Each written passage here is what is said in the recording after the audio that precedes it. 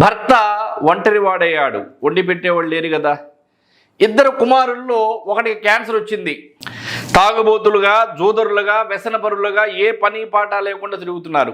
తండ్రి కూడా తాగుడికి అలవాటు పడ్డాడు భార్య చనిపోవడంతో. అంటే పశ్చిమ నైరుతి దోషం మగవాడికి కత్తివేటు. ఆయన భార్యను పోగొట్టుకొని మగవాడు దుర్భిక్షమైనటువంటి జీవితాన్ని అనుభవిస్తున్నాడు ప్రస్తుతం కూడా. ఇది ఒక యథార్థ సంఘటన. పశ్చిమ నైరుతి పెంపు ఆర్థిక నష్టమును గావింపు, పురుషుని స్థితిని దిగదార్చు. అలాగే పశ్చిమ నైరుతి కానీ దక్షిణ నైరుతి కానీ స్థలములో, గృహములో ఎటువంటి పరిస్థితుల్లో కూడా పెరగకూడదు.